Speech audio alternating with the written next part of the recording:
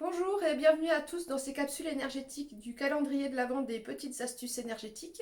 Tous les jours jusqu'à Noël, je vous livre des petits conseils ou des petits enseignements pour vous aider dans votre quotidien.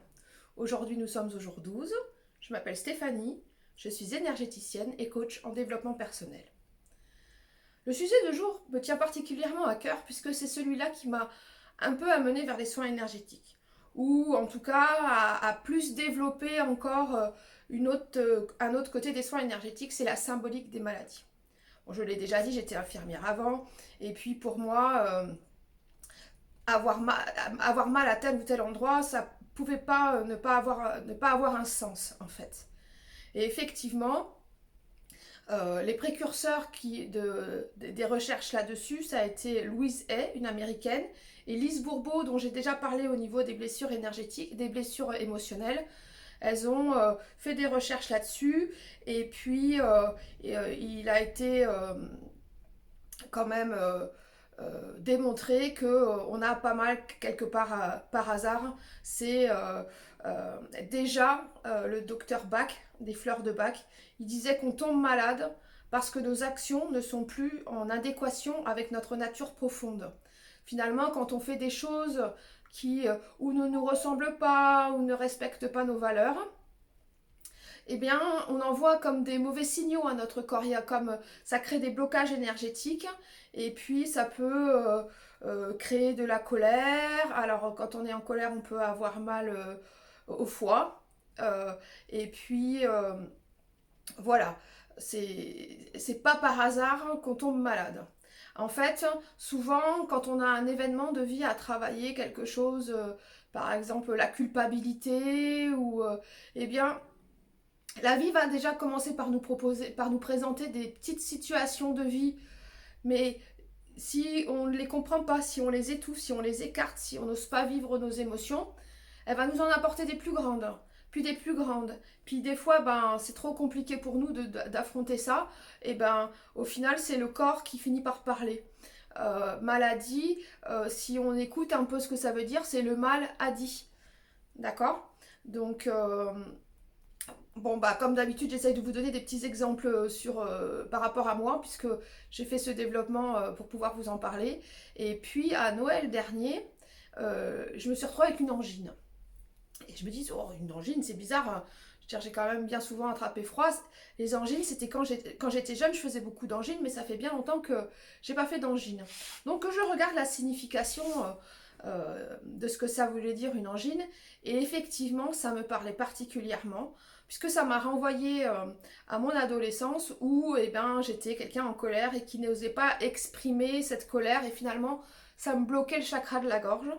Et donc, eh ben, ça me créait des angines. J'ai vraiment fait beaucoup d'angines. Je me suis fait opérer des amygdales à 15 ans, ce qui n'est pas un bon souvenir. Donc voilà.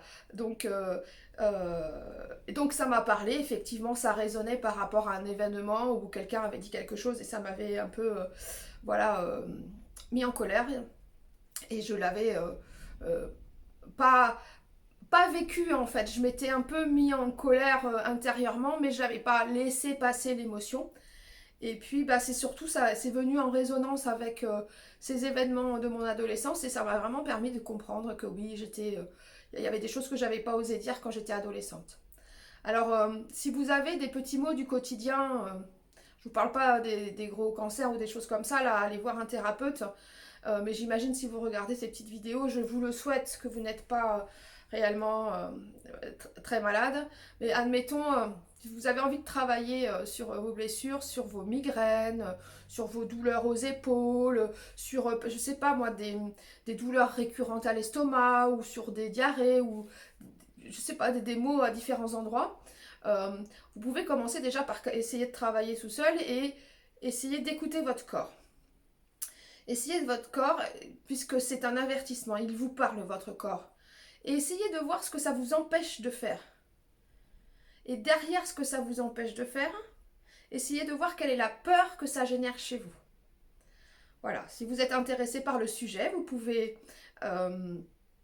me parler en commentaire. Je pourrais vous donner des liens ou vers des personnes, vers voilà, vers des sites qui en parlent plus. Il y a Lise Bourbeau qui en parle beaucoup. Il y a Luc Baudin avec qui j'ai fait ces formations qui fait aussi pas mal de conférences à ce sujet. Il y a le docteur Soulier qui en parle et il y a Marc Odoul, je crois, qui a écrit un livre aussi qui a été Dis-moi où tu as mal et je te dirai pourquoi. Voilà, c'est un sujet quand même qui a été pas mal traité, aussi bien en France qu'aux États-Unis. Aux États-Unis, il y avait le docteur Hammer aussi qui a, qui a beaucoup traité du sujet. Donc c'est quand même un sujet qui intéresse et qui parle.